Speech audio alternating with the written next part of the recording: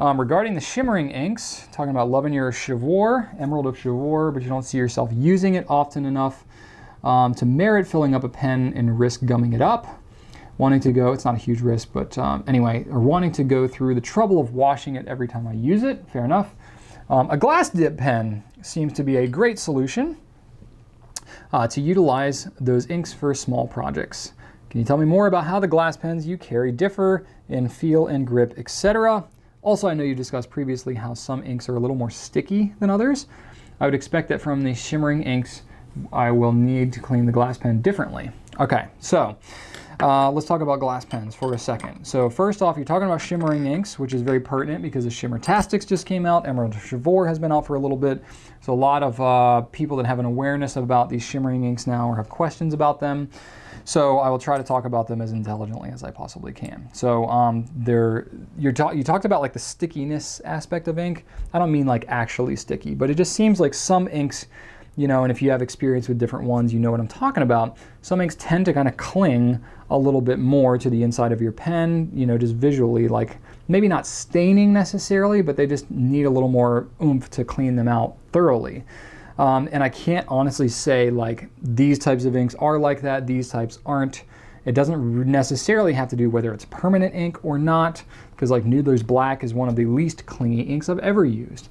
But you know, some of them just like really kind of coat the inside, like Bay State Blue, Noodler's Bay State Blue just coats the inside of whatever is being used.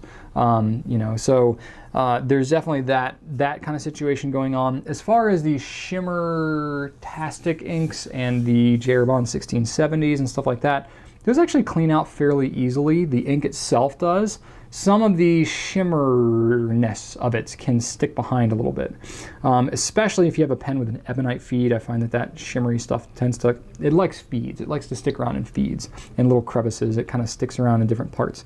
So that can definitely be part of it. So, you know, I definitely wouldn't say like you don't want to use it in your pens, but if you are using it for small projects and you're just using it here and there, it might actually make sense for you to use a glass pen for a couple of reasons.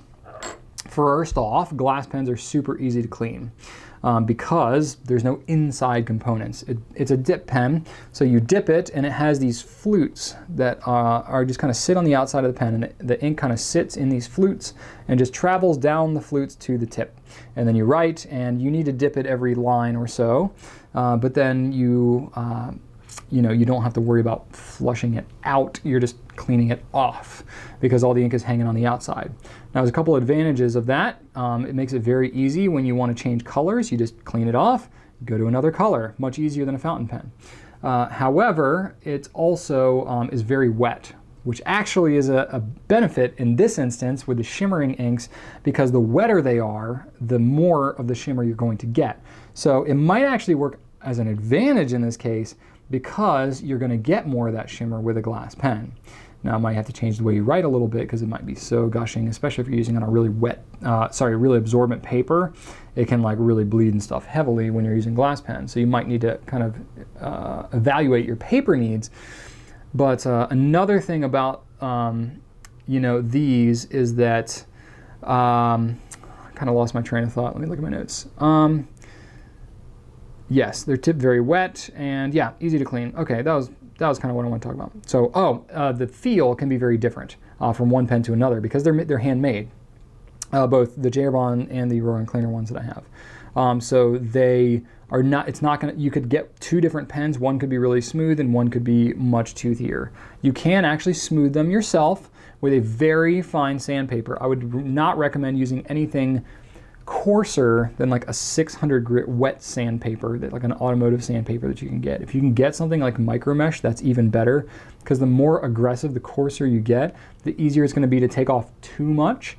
And if you sand it too much, you can't go back. And the problem with these glass pens is if you sand off too much, then you're going to have flow issues with the pen, because those flutes are not going to go all the way to the tip if that happens too much, and you'll end up with this really broad wet writing thing that you have to hold at a weird angle to get it to write at all. So go really easy if you go into smoothing anything, and only smooth out what you absolutely need to, but it can be done. So as far as the design of these pens goes, I have two different J.Herbin glass pens. You know, the large size and then this kind of fancy one. And they're basically the same. The fluting is the same, the tip size or nib or whatever you want to call it is going to be the same. Roughly, again, they're handmade, so each one is going to be different from one to another. And depending on how fat it is, you know, it's really going to vary from one to another. The other one I have is a roller and cleaner, which has a little different design, but the concept is exactly the same. The twist is actually in a different direction on these, not that that matters at all, but it's very kind of similar. You can see the shape is a little bit different on these. It's more of a gradual taper as opposed to the J.Herbin has kind of a slimmer taper on it. Doesn't really make that huge of a difference. It's more about the flutes. There's not a huge world of difference between the two of these and how they write. Honestly, it's more going to be about the aesthetics of the pen. The roller and cleaner one, to me, is a little more comfortable to hold because it doesn't have all this extra, you know, bulbousness going on over here. That's not a word, but I just said it anyway. So it can be a little weird for me to hold these J.Herbin ones. You know, especially because I don't hold all my fingers in the same place. I usually hold my thumb a little further back when I write, so it just makes it kind of weird for me.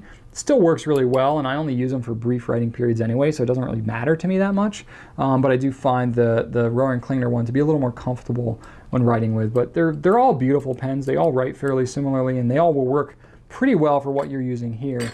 I particularly like using glass pens for sampling inks for a lot of the reasons I just mentioned. And to go back on the whole like stickiness kind of issue, if you do get any inks that get kind of sticky on these glass pens and they need to be cleaned off a little bit, a pen flush usually works really well. Or if you don't have that, just dish soap would be a good substitute.